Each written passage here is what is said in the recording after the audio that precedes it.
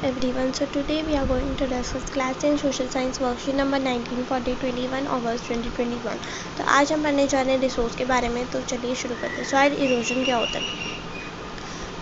The denudation of the soil cover and subsequent washing down is described as soil erosion। मतलब कि soil cover का depletion होना, उसकी layer का ख़राब होना या ख़त्म होना, कम होना और बारी बारी वॉशिंग होना लेयर की, उसे हम कहते हैं soil erosion. The processes of soil formation and erosion go on simultaneously and generally there is a balance between two of. तो ये चलता रहता है और सॉइल फॉर्मेशन और इरोजन होता रहता है। बैलेंस चाहिए, ओके, दोनों के बीच में बैलेंस है। Sometimes this balance is disturbed due to human activities like deforestation, overgrazing, construction and mining etc. while natural forces like wind, glacier and water lead to soil erosion। कभी कभी ये जो है बैलेंस वो ह्यूमन एक्टिविटीज़ की वजह से गड़बड़ा जाता है या डिस्टर्ब हो जाता है, जैसे कि पेड़ों की कटाई करने से, ओवरग्रेजिंग करने से, कंस्ट्रक्शन करने से, माइनिंग करने से। और नेचुरल प्रोसेस से कैसे होता है? विंड, ग्लेशियर, वाटर, जिससे कि क्या होता है? सॉइल इरोजन हो जाता है। किस तरह के सॉइल इरोजन होते हैं? 4 तरह के सॉइल इरोजन होते हैं, जो कि गलीज, शीट इरोजन, विंड इरोजन और डिफेक्टिव मेथड्स ऑफ फार्मिंग। तो इनको समझते हैं। गलीज क्या होते हैं? The running water cuts through the clayey soil and makes deep channels as gullies. The land becomes unfit for cultivation and is known as badland. In the Chambal basin, such lands are called ravines.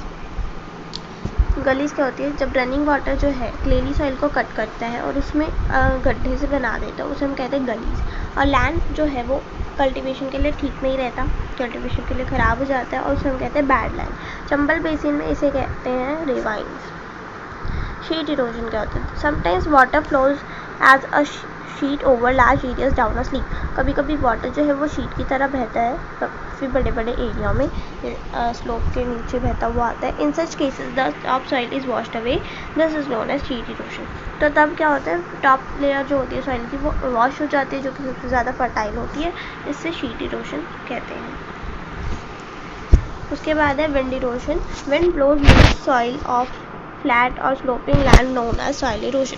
तो wind क्या करती है? Loose soil को flat या slopy land से उड़ा लेती है, तो फिर क्या होता है? विंड इरोजन हो जाता है। Defective methods of farming. Soil erosion is also called due to defective methods of farming. Flowing is a wrong way, that is up and down the slope from channels for the quick flow of water leading to soil erosion।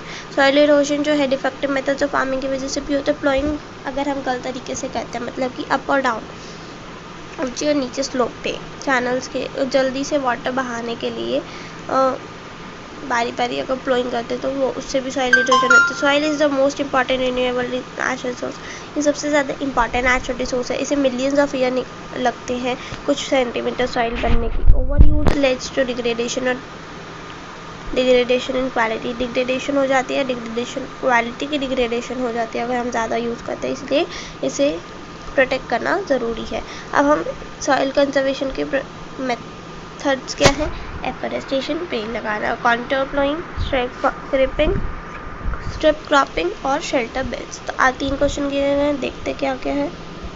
तो question number 1 है write your views on methods of soil conservation.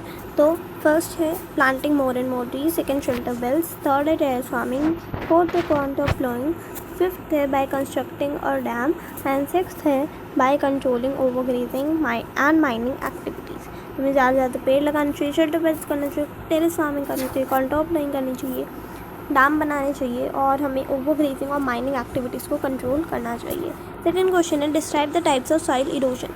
तो first है sheet erosion, when the top layer of soil is slowly swept away और blown away from one place. Okay, जब top layer जो है soil की वो हवा से या बाढ़ वगैरह से हट जाती है, उसको हम कहते हैं, या वो टॉप लेयर उड़ जाती है या हट जाती है वो ज़्यादा पानी की वजह से, बाढ़ की वजह से, तो उसे हम कहते हैं शीट इरोजन। सेकेंड है gully erosion. In areas where heavy rains और steep slopes drains are formed on the ground, erosion occurs at a rapid pace. मतलब इरोजन ज़्यादा होता है ऐसी जगहों पे जहाँ पे ज़्यादा भारी बारिश होती है और स्टीप स्लोप्स होती हैं। ड्रेन्स जो होते हैं वो ग्राउंड पे बने होते हैं। ओके, थर्ड और लास्ट क्वेश्चन है, make the list of causes which are responsible for soil erosion. तो कंस्ट्रक्शन वर्क, डिफॉरेस्टेशन और लैक ऑफ वेजिटेशन। तो आज की वर्कशीट खत्म होती है। उम्मीद करती हूँ आपको समझ में आई होगी। अगर अच्छी लगती है तो वीडियो को लाइक कीजिए, शेयर कीजिए, चैनल को सब्सक्राइब कीजिए। Till then stay home, stay safe.